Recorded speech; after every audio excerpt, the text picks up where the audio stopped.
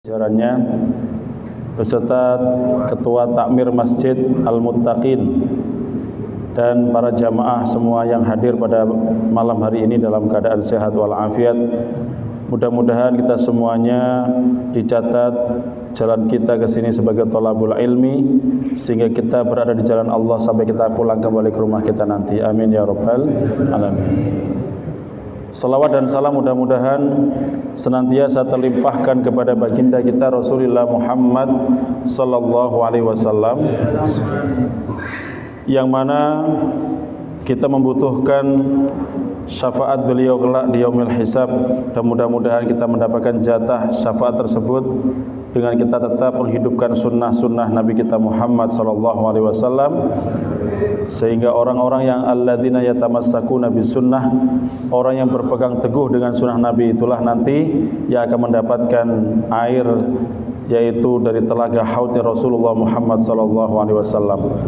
Dan insyaallah kita berjuang bermohon kepada Allah, mudah-mudahan Allah mengizinkan kita berjumpa dengan baginda Nabi kita Muhammad sallallahu alaihi wasallam.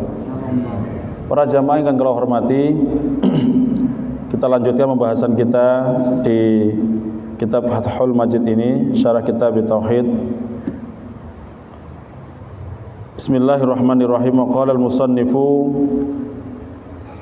berkatalah sang penulis meriwayatkan satu hadis an Abdullah bin Mas'ud radhiyallahu anhu qala, dari Abdullah bin Mas'ud semoga Allah meridhoinya berkata, qala Rasulullah sallallahu alaihi wasallam, Rasulullah sallallahu alaihi wasallam bersabda, alaikum bisidqi, hendaklah kalian senantiasa bisidqi, berlaku benar dan berlaku jujur. Kalimat as-sidqu di situ maknanya shadaqa fil kalam au sidqun fil kalam wa fil fi'l, yaitu berkata benar, berkata jujur, dan bertindak yang benar dan bertindak yang jujur.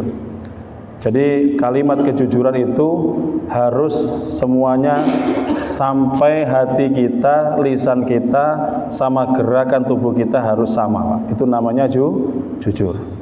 Ada hatinya mengatakan A, lisannya mengatakan B, berarti boten jujur. Apalagi hatinya A, lisannya B, perbuatannya C, tambah nimpang nih. Alaikum bisidqi, hendaklah kalian berlaku jujur dalam tiga hal tadi, aspek tadi. Fa inna sidqa yahdi ilal birri, sesungguhnya kejujuran dan kebenaran itu akan mengantarkan kamu kepada kebaikan. Wa innal birra yahdi ilal jannah, dan kebaikan itu akan mengantarkan kamu masuk ke dalam surga. Jadi berkata jujur saja, bertindak jujur saja, itu akan mengantarkan kita kepada kebaikan, dan dari kebaikan itu nanti akan mengantarkan kita masuk ke dalam surga.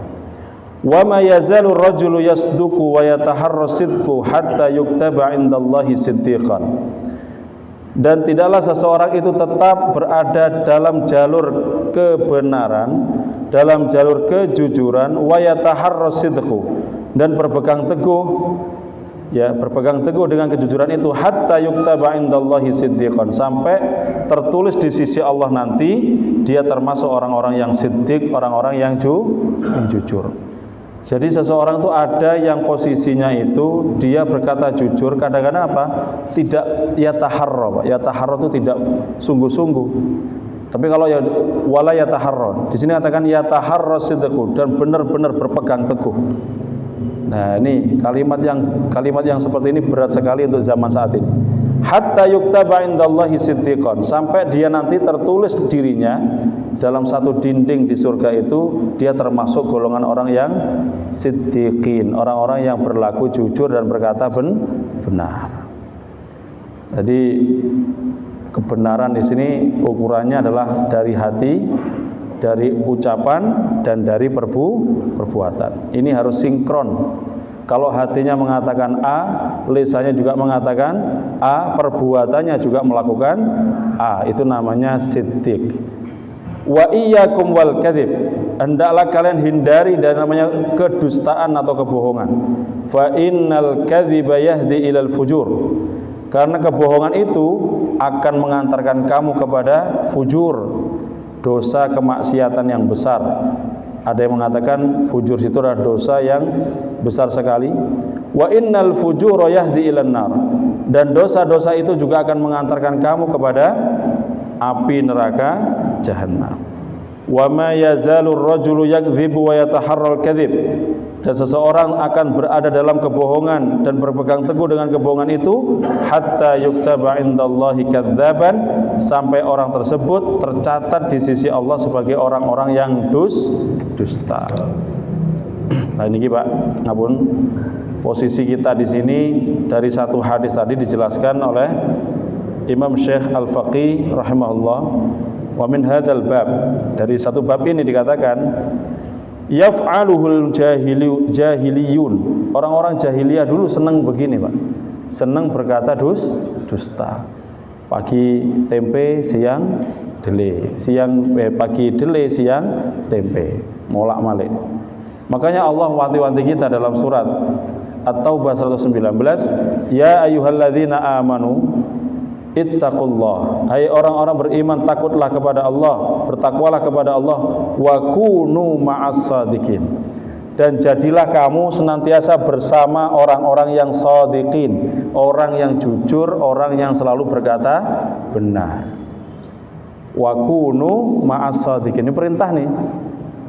Al-aslu fil amri wujub. Setiap perintah itu dalam kaidah usul itu adalah wajib. Maka setiap perintah di Al-Qur'an hukumnya wajib. Wa kunu ma'as shadiqin, dan senantiasa kamu bersama orang-orang yang berkata benar atau berkata jujur. Nah, di sini ada kalimat ma'a ini, Pak. Bersama. Wa kunu ma'a. Fajlisu ma'a. Warka'u ma'a. Rukuklah bersama, duduklah bersama, berdirilah bersama. Bersama siapa Pak? Berarti ada orang yang akan mempengaruhi kita di sekitar kita.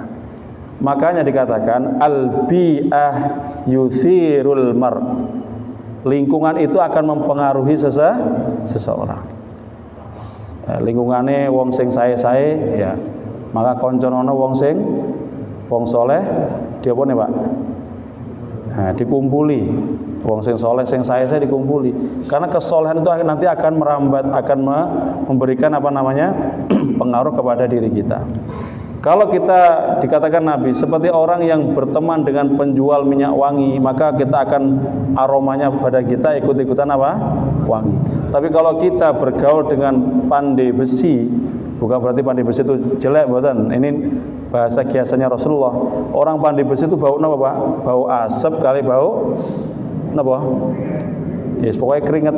Ya otomatis orang tersebut akan baunya seperti bau asap dan bau keringat. Itu pentingnya. Makanya wakunu ma'as shadiqin, kamu akan bersama orang-orang yang jujur dan yang benar. Dikatakan innal abrara lafi na'im al-infitar. Sesungguhnya orang-orang yang abrar, albir tadi, yang baik itu benar-benar berada di surga yang penuh dengan kenikmatan. Itu akibatnya orang-orang yang baik tadi, Pak. Nah, sekarang nopo balasan orang-orang yang berkata benar dan meyakini kebenaran. Maka ada ungkapan salah seorang guru kita mengatakan, ikutilah kebenaran, jangan hanya mengikuti orang yang benar atau orang yang merasa benar, maka kamu akan tahu hakikat sebuah kebenaran. Ikutilah kebenaran. Kalau kebenaran itu bersumber daripada Al-Quran dan Sunnah, tidak akan mungkin keliru nih. Tapi kalau kita mengikuti orang yang benar, hari ini benar, besok belum tentu benar. Itu manusia. Makanya ta'assub, fanatisme nggak boleh kepada selain Allah dan Rasul. Fanatik kepada ustadznya besok salah. Fanatik kepada kiainya bisa khilaf. Fanatik kepada tokoh siapapun, tidak ada yang sempurna. Maka ikutilah kebenaran, maka kamu akan tahu akan hakikat sebuah kebenaran. Jangan mengikuti orang yang benar atau merasa benar, karena besok hari dia akan menjadi orang yang tidak benar. Niki bahasa singkat, padat tapi luar biasa niki dalam. Nah, saat ini banyak kita dikotomi. Kita dikatakan al-asobiyah, maka Nabi itu mengancam, laisa minna, bukan golongan kami, kata Rasulullah. Man da'a alal asobiyah, yang menyeru kepada kefanatikan. Walaisa minna man qatala alal asobiyah, bukan golongan kami yang berperang karena kefanatikan. Walaisa minna man mata alal asobiyah, dan bukan golongan kami yang mati di atas kefanatikan. Nah, ini bahaya, Pak. Fanatisme buta ini bahaya nih. Menyeru, ngajak uang fanatik gak oleh, bukan golongan Kanjeng Nabi. Berperang karena fanatik juga gak boleh, bahkan naudzubillah mati dalam kondisi fanatik. Dek mati ini kena son horeg piye, Pak? Yo, lain lah. Itu fanatisme nang son horeg ya, Pak. Ini kemarin kejadian di Arjasa, ya Allah. Kita doakan mudah-mudahan Allahumma firlahu, kasihan. Kita doakan keluarganya mudah-mudahan diberikan petunjuk. Ini. Karena seseorang itu akan mati sesuai dengan kebiasaannya. Ya. Almar'u, ya, dia akan asya kama ya'ish. Dia akan hidup sebagaimana dia hidup dan mati sebagaimana dia kebiasaannya hidup. Bahkan yub'atsu kullu 'abdin 'ala ma mata 'alaih. Seseorang akan dibangkitkan di dalam alam kuburnya nanti sesuai dengan posisi bagaimana ketika meninggalnya. Ini saya ulang-ulang terus ya. Kalau jenengan meninggal pas ada waktu kajian ngeten niki, kesirep teng pojokan niku, mangke dibayangkan nggih kesirep ngeten niki, Pak. Tapi kalau posisinya jenengan, posisinya lagi baca Quran, dibagikan lagi baca Quran, posisinya lagi sholat, dibagikan lagi dalam sholat. Nah, sing naudzubillah ketika jenengan dibangkitkan, posisinya pas lagi balak pentol, pas lagi ngucut balak pentol, ngaten. Lah pas ngantem jebret, malaikat Israel turun cabut del. Nah, itu seperti Pak. Nah, sudah innalillahi wa inna ilaihi. Nah, berarti kok bangkitnya kita mungkin barangkali nyekelin apa namanya? Naudzubillahi min dzalik. Maka balasan orang yang berkata benar gimana, Pak?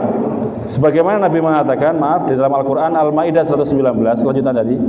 Qala Allah pun berfirman, hadza yaumu yanfa'us shadiqina sidquhum. Ini hari, ya, maka telah bermanfaat orang-orang yang benar dan dengan kebenarannya, orang-orang yang jujur dengan kejujurannya. Jadi orang-orang yang jujur dan benar itu nanti itu akan menghadapi yang namanya hari kebangkitan. Dia mendapatkan manfaat dari kebaikan kejujurannya tadi di depan Allah Subhanahu wa taala. Apa yang didapatkan dia? Lahum jannatun tajri min tahtihal anharu khalidina fiha abada. Mereka akan mendapatkan jannat, surga-surga, kebun-kebun, tajri min tahtihal anhar, mengalir di bawahnya sungai-sungai, khalidina fiha abadan, yang kekal di dalamnya selama-lamanya. Makanya sering Al-Quran itu membahas surga itu digambarkan itu kebun-kebun yang hijau, sungai-sungai yang jernih yang mengalir. Kenapa? Karena Quran diturunkan di kota Makkah, Madinah yang tandus. Diturunkan di daerah Semboro mungkin beda lagi ayatnya, Pak. Dan jenengan dikatakan jannatun tajri min tahtihal anhar, ada kebun-kebun yang hijau mengalir di bawahnya sungai. Wah, kata mriki. Ya iku nang sebelah masjid niku wonten ngene Pak Haji Rudi. Sungai-sungai mengalir, ada gunung-gunung. Orang-orang Arab nggak pernah lihat itu kayak gimana kebun, yang ada hanya batu yang gersang, batu yang panas. Sedangkan di Al-Quran mengatakan dibuat hijau, mereka digambarkan, divisualisasikan sama Allah bahwasanya surga itu enak dipandang, udaranya sejuk, airnya seger gitu ya Pak. Lah jenengan biasa sejuk, biasa seger, mungkin nanti gambarannya beda lagi. Tapi jangan samakan surga seperti Indonesia. Pemenang Indonesia saiki kowe ngeten iki Pak. Nah, sembarang larang. Nah, surga gak larang, murah. Ya. Di surga tidak ada orang korupsi, tidak ono Pak. Malaikat tidak doyan duit, tidak ngerti warnane duit. Kenapa? Malaikat tidak ngerti karena nggak punya nafsu. Lah saiki kita ustadz ya ustadz yang ngerti duit. Ya, ketua takmir yang ngerti duit. Semuanya tahu akan warna duit. Maka khalidina fiha abada. Radhiyallahu anhum wa radu'an. Mereka, Allah ridho kepada mereka dan mereka pun ridho kepada Allah. Artinya apa? Bahwasanya Allah itu meridhoi semua yang telah mereka kerjakan selama di dunia. Dzalikal fauzul azim. Itulah kemenangan yang besar, kata Allah Subhanahu wa ta'ala. Jadi kemenangan besar itu apabila kita masuk ke dalam surga dengan selamat, sehingga kita masuk dalam keadaan yang khalidina fiha abada. Jadi orang sukses itu bukan orang yang saat ini Pak mentereng boten. Orang yang sukses itu apa? Faman zuhziha 'anin nar wa udkhilal jannata faqad faz. Yang disingkirkan, yang dipinggirkan dari neraka kemudian dimasukkan ke dalam surga, dialah orang yang sukses. Ini versi Allah, versi Rasulullah, versi Al-Qur'an. Jadi sukses itu bukan saat ini kita di bupati, kita di menteri, saya kita di pejabat, saya kita di lembaga. Sukses itu dikatakan, kata Nabi, zuhziha 'anin nar, yang dia itu dikesampingkan, diamankan, digeser kakinya dari neraka. Memang neraka nanti ada Pak? Ada Pak. Di Al-Quran itu nanti ada dikatakan fi jahannam, itu ada al-mirsad. Mirsad itu tempat mengintai. Di surat An-Naba itu. Jadi nanti di dunia ini sudah ada nama-nama Pak. Sudah tertulis namanya panjenengan nanti, siapapun kita yang ahli maksiat, namanya tertulis di neraka mana sudah ada. Daftar waiting list, daftar tunggu. Loh kok medeni Pak Ustaz? Ya memang medeni Pak. Jenenge tertulis Abdurrahman, mlebu neraka jenenge Abdurrahman itu ya Pak. Nanti ada tuh tulisannya, namanya tertulis. Maka kita doa, Allahumma ajirna minan nar. Ya Allah jauhkan kami, Allah jauhkan sejauh-jauhnya dari api neraka. Jelas nih. Allahumma ajirna minan nar, Allahumma ajirna minan nar. Itu ada doanya dalam kitab, yaitu Imam An-Nawawi dalam kitab Al-Adhkar. Doa-doa yang diajarkan Rasulullah SAW. Jadi itu. Kemudian walladzi jaa'a bis-sidqi wa saddaqa bih, ulaika humul muttaqun, dalam Az-Zumar 33. Adapun orang-orang yang datang dengan kebenaran. Siapa yang dikatakan orang datang dengan kebenaran? Itu adalah Nabi Muhammad SAW. Beliau datang dengan kebenaran agama Islam. Walladzi jaa'a bis-sidqi wa saddaqa bihi, dan dia dibenarkan risalahnya itu oleh umatnya Nabi Muhammad SAW. Ulaika humul muttaqun, mereka itulah orang-orang yang bertakwa kepada Allah Subhanahu wa ta'ala. Jadi orang yang datang dengan kebenaran Nabi Muhammad, yang dibawa adalah nilai kebenaran adalah agama Islam. Dan kita saat ini sudah masuk agama, kita sudah Islam belum Pak? Kok rotok ya gak yakin? Kita sudah Islam belum? Ya harus yakin Pak. Sudah. Pertama syaratnya Islam adalah membaca. Jangan sampun hafal syahadat. Apa nunggu ketika mau nikah saja? Atau ketika ditalkin dibacakan? Ya ditalkin. Laqinu ala mautakum. Ya la ilaha illallah. Baca la ilallah. Talkinnya itu. Nah ini penting Pak. Jadi kita sudah syahadat. Yang kedua sudah mengerjakan sholat, kemudian berpuasa, kemudian zakat. Yang terakhir adalah haji. Kalau haji manis tato'a ilaihi sabila, bagi yang mampu. Yang nggak mampu ya cukup haji kecil, yaitu haji dengan namanya haji setiap minggu, namanya sholat Jumat. Tapi kita doa mudah-mudahan bisa minimal umroh Pak ya. Amin ya rabbal alamin. Kemudian keutamaan orang yang berkata benar tadi. Ya ini dikatakan orang yang jujur itu akan bersanding tempatnya di surga bersama para nabi. Wa may yuti'illaha war rasul, dalam An-Nisa 69. Barang siapa yang taat kepada Allah dan Rasulnya, faulaika ma'alladzina an'amallahu alaihim, mereka akan bersama orang-orang yang diberikan nikmat oleh Allah atas mereka. Siapa mereka itu? Minan nabiyyin, orang yaitu para nabi. Orang ini akan bersanding nanti levelnya yang paling atas para nabi. Wasiddiqin, nah satu level di bawah nabi namanya orang-orang yang jujur, orang yang berani berkata benar. Wasyuhada, orang yang mati syahid. Wassalihin, dan yang paling bawah orang yang soleh. Jadi kedudukan yang paling dhuwur itu para nabi. Di bawahnya nabi satu derajat, satu level namanya orang-orang siddiqin, orang yang jujur. Berarti mahal nih Pak. Kalau sudah di bawah Nabi sedikit itu pasti mahal. Dan di atasnya orang yang mati syahid. Karena setelah siddiqin baru bawahnya asy-syuhada, orang yang mati. Dan terakhir as-salihin, orang yang mati dalam keadaan soleh. Wa hasuna ulaika rafiqa, dan mereka itu sebaik-baik teman ketika di surganya Allah Subhanahu wa taala.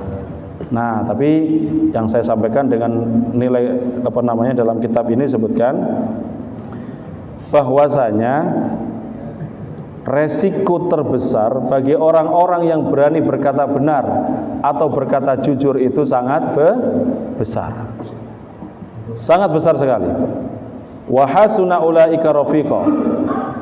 Maka dikatakan bagaimana orang-orang yang berjihad di jalan Allah, orang-orang yang mempertahankan keteguhannya dengan nilai kebenaran. Maka Nabi mengatakan qulil haqqa walau kana murran. Katakan yang hak, yang benar itu meskipun pahit.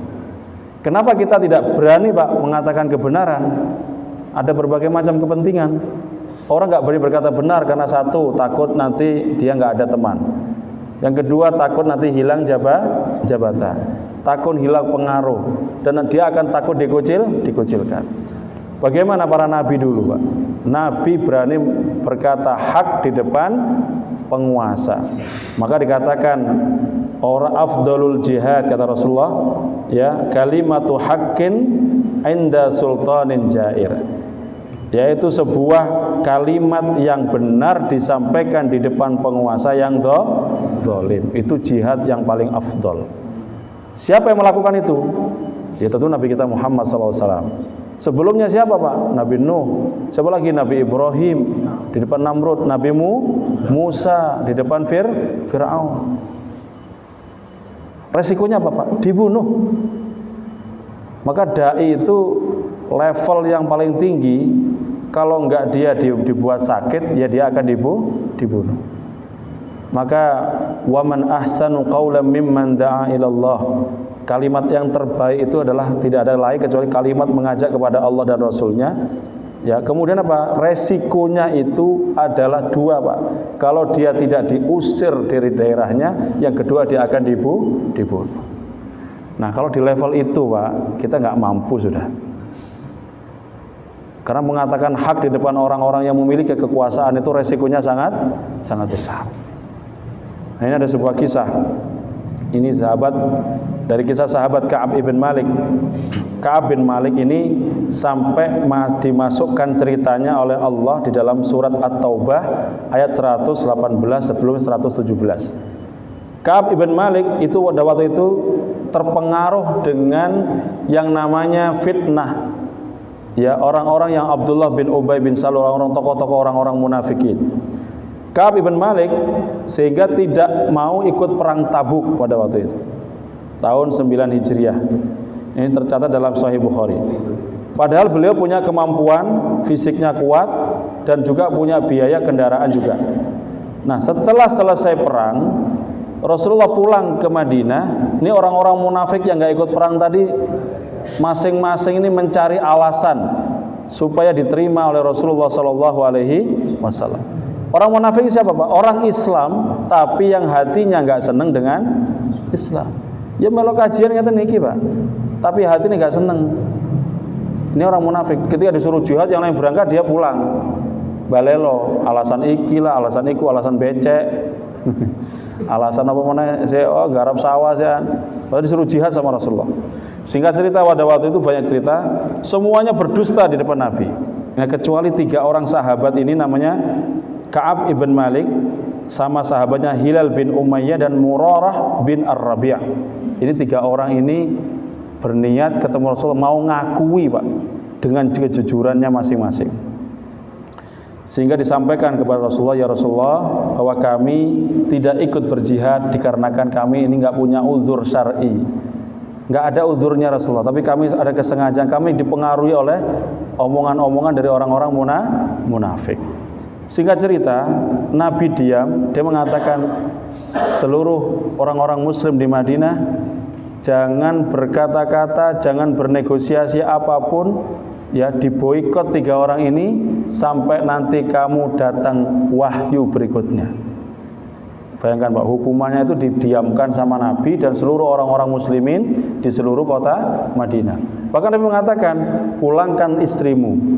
Kemudian mengatakan, apakah harus aku ceraikan ya Rasulullah? Kalau memang itu untuk menebus taubatku ini aku lakukan ya Rasul. Tidak, pulangkan istrimu dengan baik-baik sementara waktu sampai ada keputusan dari Allah Subhanahu wa ta'ala. Loh Bapak, gara-gara tidak ikut jihad, disuruh saudara muslimnya nggak boleh ngomong, diboikot, nggak boleh saling bantu, tidak boleh berjual beli dan sebagainya, sampai istrinya pun tidak boleh kumpul sama ini Ka'ab ibn Malik sampai datang wahyu berikutnya. Digambarkan dalam Al-Quran ini At-Taubah, wa 'ala tsalatsah, adapun 3 orang sahabat Nabi tadi, alladzina khulifu, ketika mereka menyelisihi perintah Nabi, hatta idza dhaqat 'alaihimul ardu bima rahabat, ya mereka merasa sesak, berada di bumi itu sesak, sempit rasanya Pak, padahal bumi itu luas. Makanya uang lek diboikot Pak. Diboikot itu artinya apa Pak? Napa diboikot ya lek kita? Enggak dijak ngomong nih Pak. Di napa namanya? Disatru, betul. Bahasa Jawanya disatru. Nang Jawa ada satru, disatru, bayangkan sampai datangnya wahyu berikutnya. Ini loro nih rasanya Pak. Posisi kenapa loro Pak? Karena posisinya apa? Satru itu kita tuh rasanya sempit, mau ngomong ke sana temennya nggak ngereken, ngomong ke sini nggak ngereken lagi. Serasa apa? Dhaqat alaihimul ard, merasa sempit bumi itu, bima rahubat, padahal bumi itu sangat luas. Wa dhaqat alaihim anfusuhum, ya, dan semua jiwanya terasa sempit sekali. Wa dhannu alla malja'a minallah, seolah-olah dia menyangka tidak ada tempat bersandar, tempat bersembunyi dari siksa Allah itu. Kemana-mana kayaknya memboikot. Dia berada di pinggir gunung, seolah gunungnya pun tidak mau ngajak bicara. Berada di pinggir sungai pun seolah diam, tidak mau ngomong, ibarat seperti itu. Illa kecuali yang kepada Allah. Tsumma taba alaihim liyatubu. Kemudian 3 orang ini kembali kepada Allah dengan taubat, dengan taubatan nasuha. Nah, ini ayat turun ayat 118. Innallaha huwat tawwabur rahim. Sesungguhnya Allah Maha menerima taubat lagi Maha kasih sayang. Setelah ini turun ayat ini, Pak, diceritakan itu, disampaikan oleh sahabat Thalhah ibn Ubaidillah, mengatakan, ya Ka'ab ibn Malik, berbahagialah engkau karena telah turun wahyu Allah, wahyu kepada Rasulullah tentang masalahmu ini. Dibacakan ayat ini sama Thalhah ibn Ubaidillah, sehingga Ka'ab bin Malik pun sujud menghadap Rasulullah. Dia mengatakan, ya Rasulullah, izinkan aku menginfakkan seluruh hartaku ini ya Rasul, semuanya tanpa tersisa ya Rasulullah. Ngono Pak, lek wis tobaté diterima ku sawenenge ku atine plong. Karena pada waktu itu Nabi masih hidup. Loh, kalau kita sekarang mau mengadu ke siapa? Kalau tobat kita diterima. Sampai apa? Saking senengnya harta itu semua dikumpulkan, mau dihibahkan, mau disedekahkan kepada Islam secara secara keseluruhan. Apa kata Nabi? Imsik, tahan. Apanya? Nisfan, separuhnya untuk keluarga kamu. Jangan semuanya. Karena Nabi tahu posisinya Ka'ab ibn Malik. Nah ini Pak, kalau urusan tidak berjihad saja, menyelisih Nabi kita saja, ya, dia berani berkata jujur, untungnya Pak. Itu saja dihukum sama Nabi. Apa katanya Nabi? Engkau diboikot selama, dihitung sama para sahabat, 50 hari, khamsina yauman, 50 hari. Bayangkan Pak, Nabi perintahnya jihad, nggak budal sepisan, nggak boleh ngomong, disatru selama 50. Nabi mengatakan sampai datang wahyu berikutnya, coba. Sehingga pada waktu itu sehari ngenteni sahabatnya Rasulullah, apakah sudah cukup nih? Apakah sudah nggak datang lagi Jibril kepada engkau wahai Rasulullah? Apakah terputus sudah wahyu ini? Sahabat semua begitu Pak, saking lamanya. Biasanya seminggu pengen pindo, seminggu pisan, ini apa sampai 50 hari. Ketika turun, sahabat semua senang, saking bahagianya. Ka'ab ibn Malik dikasih tahu, tersungkur, nangis, mengguguk, datang ke Rasulullah, minta ampun, dan kemudian apa? Minta mau menghibahkan seluruh hartanya. Nah itu Pak, itu orang yang berani berkata jujur, dia selamat. Umpama Ka'ab bin Malik pada waktu itu ikut-ikutan orang-orang munafik, ya, golek alasan, padahal alasannya ngapusi, bisa bayangkan Pak. Kira-kira apa hukumannya? ya mungkin sudah dikatakan laisa minna, bukan golongan kami lagi oleh Rasulullah sallallahu alaihi wasallam. Nah, bagaimana dengan kita, Pak? Sahabat yang sudah ngaku jujur diikop sama Nabi, nggak boleh disatru 50 hari. Sedangkan kita ini banyak yang ngaku cinta Nabi Muhammad, cinta Rasulullah, tapi sunnahnya ditinggalkan. Ya kan? Ngomong cinta Nabi, salate dangling. Napa dangling nih? Kadang eling, lek eling salat gak eling, gak salat. Ya, posone ya poso dangling, lek sir poso gak poso, ya poso Ramadan ya dangling. Nah ini Pak, kita bagaimana nanti menghadapi Nabi? Kira-kira diakoni napa mboten? Lah kok meneng kabeh iki? Diakoni napa mboten Pak kira-kira Pak? Mboten. Bisa jadi mboten. Kenapa? Nabi tidak suka ihmalus sunnah, meremehkan sunnah Nabi Muhammad sallallahu alaihi wasallam. Makanya jangan mudah-mudah kita meremehkan sunnah Nabi. Nabi sunnahnya misalkan memelihara jenggot, ya sunnah Nabi gak jenggot tok sih. Sing akeh wae. Misal jenggot contoh yang paling mudah. Ya melihara jenggot, lek sing duwe jenggot. Sing gak duwe jenggot, ya sudah enggak usah dihubung, cuma loro tuwa enggak usah. Lek punya jenggot panjang. Terus yang jenggoten sing liyane gak jenggoten kowe iku jenggote kaya iki. Enggak boleh. Kenapa? Itu sunnah. Ya Pak ya? Sunnah. Terus wudu, isbaghul wudu, kemudian apa berkumur-kumur. Ana wong wudu gak kumur-kumur. Oh iki diomongi pas sunahe kumur-kumur, pakai siwak, pakai wangi-wangian. Itu namanya sunnah. Ojo dianu Pak, ana wong nggawa siwak, koyo ning Arab ae. Lah, itu bukan masalah Arab nih Pak. Niki sunnahnya Kanjeng Nabi. Nabi kalau misalkan datang kemudian bersalam-salaman qiblah, salamannya qiblah itu begini salamannya qiblah. Ya kita juga begitu. Ojo salamannya salamannya. Kemudian mengucapkan dengan senyum, wajah ditatap. Ya salaman biasa begini boleh, tapi apa saling menatap. Nah ini contoh-contoh sunnah Nabi kita Muhammad sallallahu alaihi wasallam. Banyak sekali contohnya Pak. Dan jangan diambil yang suhulah, yang gampang-gampang tok, sing enak-enak tok contoh. Sunnah sing poligami ngono tok ya. Lah iku tok sing contoh. Yang lainnya gak. Lho kalau jenengan nyontoh Nabi, salat sunnah Nabi itu sampai berdiri kakinya bengkak. Nah jenengan belum bengkak aja sudah lari. Nah, kita salat Isya misalkan ayatnya agak panjang sedikit sudah skutrek sikile Pak. Kenapa? Enggak tahan, kesowan imame. Esok gak melok menawis pengajiannya. Nah ini berarti kita belum gak ngikuti sunnah. Nabi itu sholat malamnya, Isyanya agak malam misalnya. Itu posisinya sampai, Masya Allah, kakinya niku sampai bengkak. Nah, Nabi jarang namanya makan. Sekali makan itu Nabi sedikit, dan itu pun diganjal sama apa? Batu. Itu sering Pak, sabuan. Kalau bahasa kita saya sabu otok nih. Sekarang nggak ada ya sabuk yang hijau yang mbah-mbah kita dulu. Itu mungkin itu orang-orang yang ngikuti sunnah Kanjeng Nabi, Bro. Jadi posisinya tuh diikat gitu Pak. Ya Nabi kalau makan dan makannya sambil duduk, kayak sikilnya diangkat satu, kayak orang bukan bersila. Lek sila ngene ngentekne sego niki. Nah, rodok metangkring didik. Nah, sunnah. Itu memang sunnah.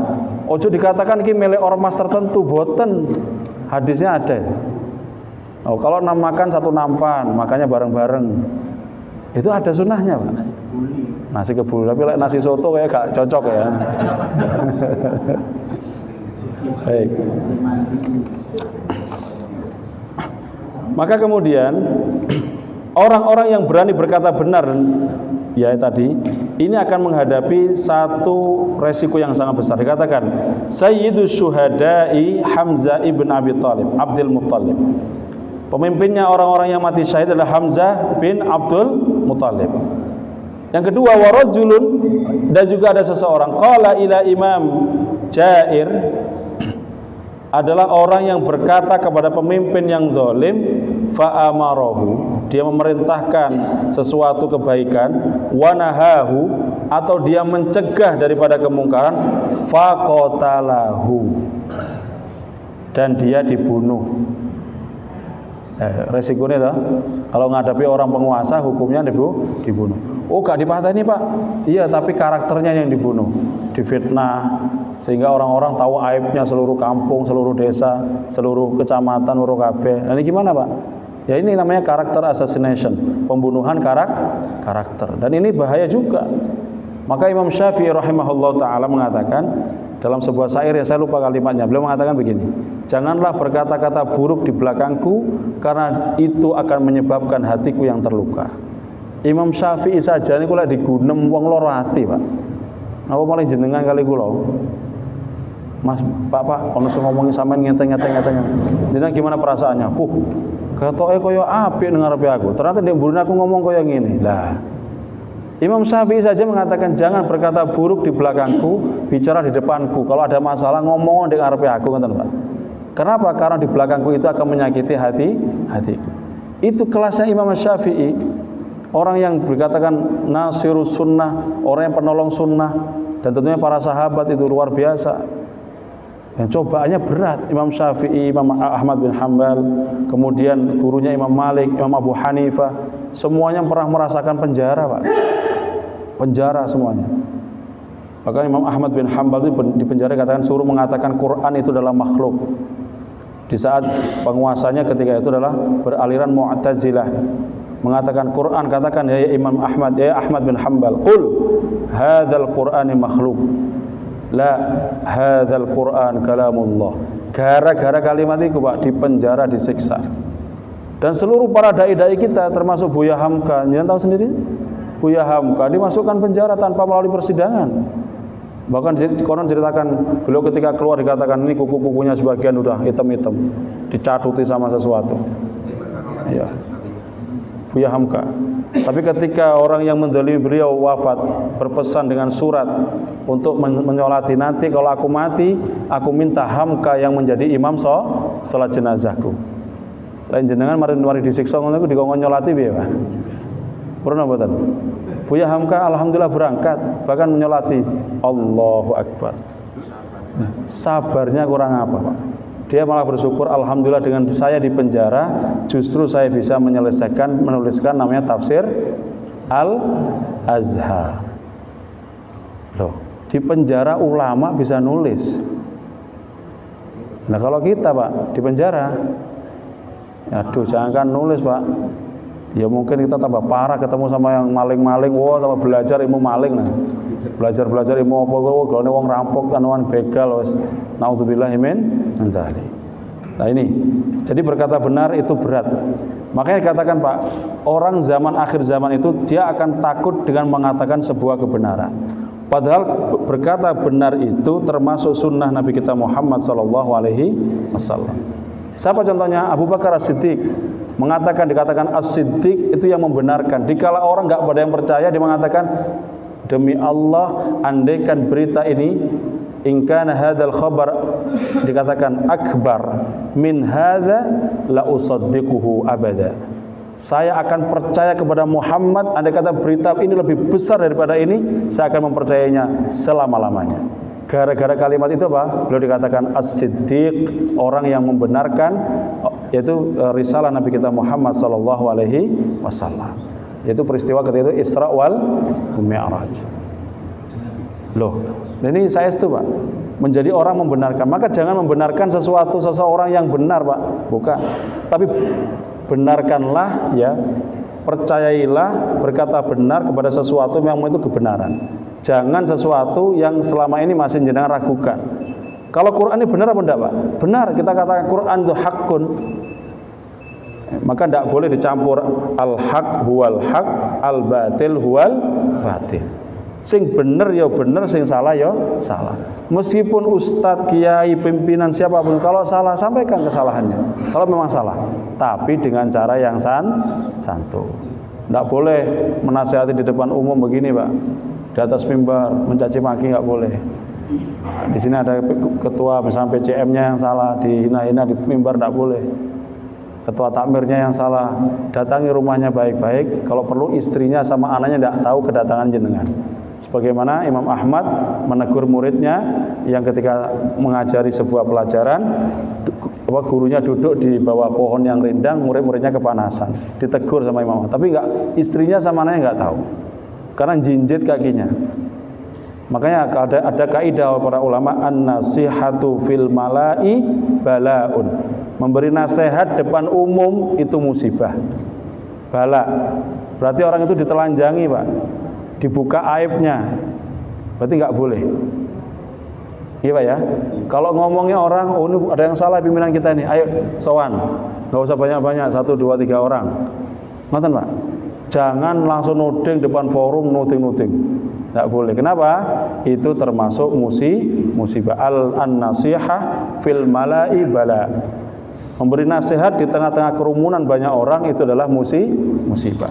Ini pernah kejadian dulu, Pak, di tempat saya merantau dulu itu. Habis Jumatan, ini nyampaikan ternyata pemahamannya beda. Jadi takmirnya ini gelisah. Wah, ini ustadznya salah undangan, salah undang ustadz ya. Ustadznya menyampaikan dengan bahasanya yang keras sekali. Setelah selesai, ustadznya masih salat sunnah, mau turun dari mimbar, ini naik lagi takmirnya. Langsung assalamualaikum warahmatullahi wabarakatuh. Para jamaah sekalian, tadi yang disampaikan khotib itu salah. Belum pernah ada kejadian kayak gitu kan di Al-Muttaqin? Belum. Itu pernah ada kejadian. Ada sebuah wilayah di tempat saya merantau dulu di Pulau Bali. Itu pernah kejadian, Pak. Setelah khutbah Jumat selesai, takmirnya naik ke atas mimbar membantah apa yang disampaikan oleh khotib. Orang-orang padanya apa sih ya? Terjadi itu, Pak. Kenapa? Posisinya memang nggak tahu, untuk diistihza, untuk supaya direndah-rendahkan. Nah, ini nggak boleh. Dan mudah-mudahan kita berakhlak sebagaimana akhlak Rasulullah SAW. Mudah-mudahan sedikit yang kami sampaikan bermanfaat, dan mudah-mudahan juga di bulan ini kita memperingati HUT RI yang keberapa? 81. Mudah-mudahan negeri kita menjadi negeri yang baldatun thayyibatun wa rabbun ghafur. Walaupun gimana kita tetap berdoa, karena jangka ke depan anak-anak kita, cucu kita semuanya mudah-mudahan jadi generasi-generasi terbaik dari bangsa ini. Amin ya rabbal alamin. Demikian yang kami sampaikan. Ihdinas siratal mustaqim, hadanallahu wa iyyakum. Nasrun minallah wa fathun qarib wa basyiril mu'minin. Assalamualaikum warahmatullahi wabarakatuh.